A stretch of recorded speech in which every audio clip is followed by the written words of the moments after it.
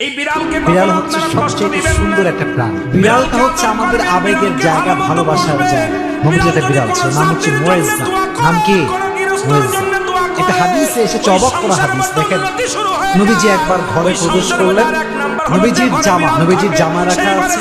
হাদিসে এসেছে, যখন ঘরে প্রবেশ করলেন দেখলেন জামার সাইডে ছোট্ট একটা বিড়াল ওই ঘরের মধ্যে জিন জাতি প্রবেশ করতে পারে না।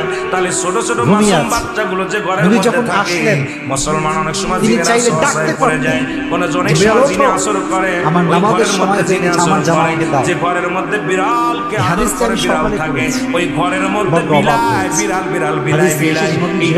ঘরের মধ্যে আছে, এই ঘরের মধ্যে দুষ্ট জিনিস আসতে পারে না। জোরে জোরে নবীর জামার যে অংশে বিড়ালটা শুয়েছিল, নবীজি ওই অংশটুকু কেটে ফেলেছে, তবু বিড়ালকে ডিস্টার্ব করে।